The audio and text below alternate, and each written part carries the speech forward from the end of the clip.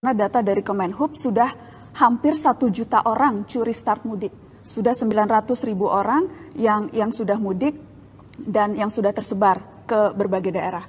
Apakah berarti ini memang keputusan melarang itu yang baru akan dikeluarkan melihat situasi, tapi faktanya sudah terjadi penyebaran orang di daerah, Bapak? Kalau itu bukan mudik, itu namanya pulang kampung. Memang bekerja di Jabodetabek, di sini sudah tidak ada pekerjaan, ya mereka pulang karena anak istrinya ada di kampung. Ya apa bedanya pulang. Bapak pulang kampung dan mudik? Ya kalau mudik itu di hari lebarannya beda. Hanya perbedaan untuk masalah merayakan waktu, Idul Bapak. Fitri, untuk merayakan Idul Fitri kalau yang naik pulang kampung itu ya bekerja di Jakarta, tetapi anak istrinya ada di kampung. Tapi itu kan hanya perbedaan timing, Bapak Presiden. Tapi aktivitasnya sama. Mereka pulang dan kemungkinan membawa virus ke rumah itu juga sama. Kalau itu bukan mudik, itu namanya pulang kampung. Kalau itu bukan mudik, itu namanya pulang kampung. Itu namanya pulang kampung.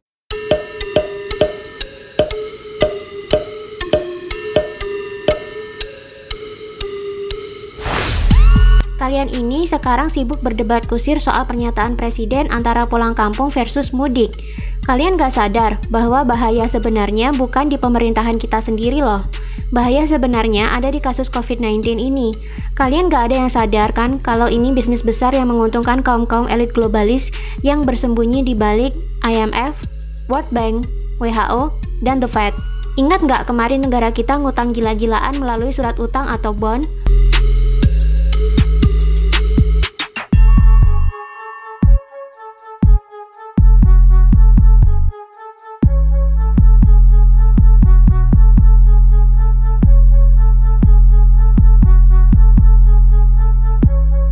Bond itu direpo oleh The Fed loh.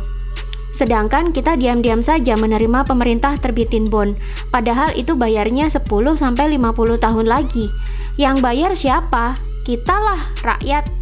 Makanya, jangan ngeroweng kalau nanti habis pandemi, pemerintah bakalan ngobrakin kita buat bayarin pajak. Karena utang-utang itu juga dibayar pakai pajak. Tahu siapa orang-orang di balik The Fed, IMF, dan World Bank? Ya mereka-mereka lagi. Kelompok 1% dunia yang memiliki saham di semua organisasi dan perusahaan global yang menguasai dunia, termasuk yang berada di balik sistem bank sentral di seluruh dunia. Paham aneh macam apa yang dianut oleh sistem perekonomian Indonesia?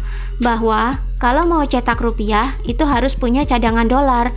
Weh, kalau impor ya butuh dolar.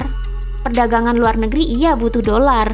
Tapi masa sih buat rakyat sendiri perdagangan dalam negeri saja butuh dolar? Terus buat apa kita punya emas dan perak yang jumlahnya banyak-banyak itu kalau nggak bisa dibuat underlying uang? Ini paham salah kaprah yang diajarkan oleh kaum globalis sejak zaman sebelum Perang Dunia Pertama.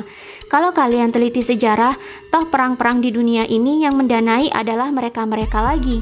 Kaum elit global di balik bank-bank sentral di seluruh dunia.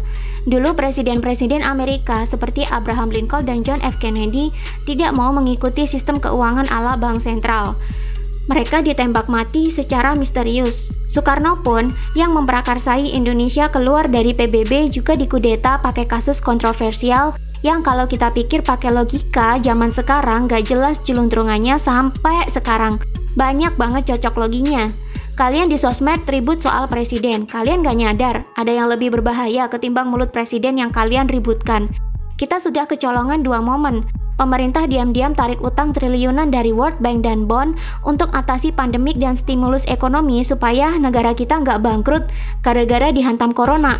Tapi masih belum muncul lagi nih kalau nanti vaksin mau dikeluarkan sama Bill Gates dan WHO. Kita setiap negara pasti diwajibkan untuk beli. Kalau nggak beli, nanti ditakut-takutin negara kita bakalan chaos karena corona makin naik dan tak teratasi. Kalau nggak punya dana buat beli gimana dong? Oh tenang aja, utang lagi aja. Kalian atau rakyat yang bayar utangnya lewat pajak. Nanti uangnya kaum globalis lagi yang untung. Loh, kalau negara nggak kuat bayar hutang gimana dong? Kan ada pahlawan utang bernama IMF yang siap restrukturisasi utang negara.